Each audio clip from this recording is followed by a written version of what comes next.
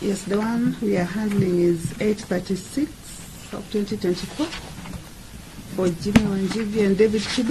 Yes. It's the one that we are handling at the moment. Yes. It goes together with remember the other one? There's one which we've not read, Yes. 837. That's where the firearm certificates are. I just felt that I bring out the issues so that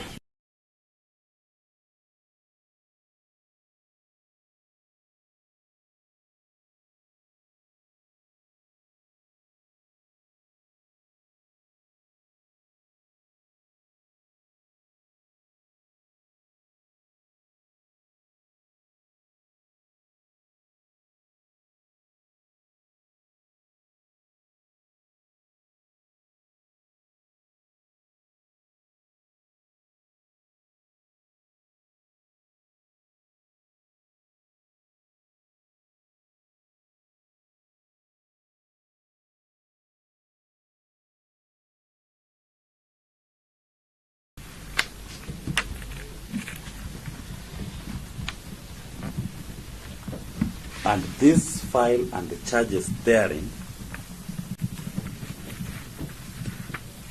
are the subject of proceedings in petition E396 of 2024.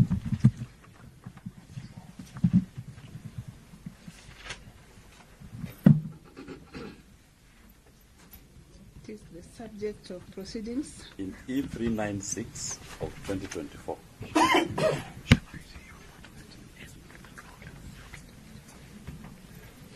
And amongst the issues raised in that petition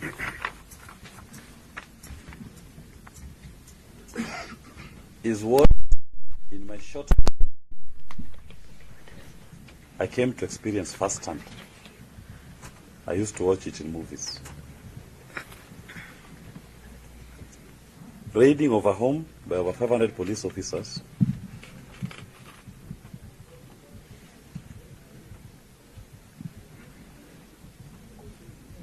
Majority of them wearing balaclavas and carrying assault rifles, high caliber assault rifles. And a comprehensive search of the entire compound and every single room in the home conducted by the police in the presence of family, in the presence of lawyers.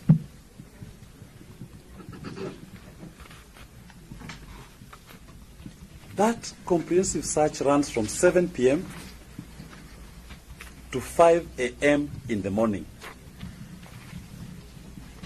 A search from what time? 7 p.m. on the 8th of August to 5 a.m. in the morning on the 9th of August.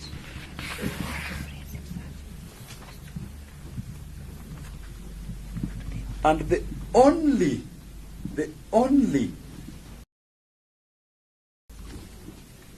items discovered and confiscated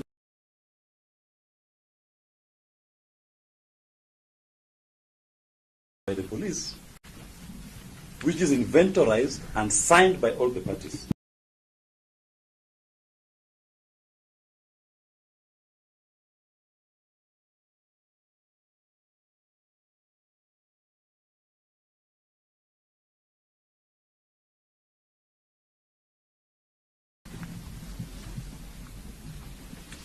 A fuel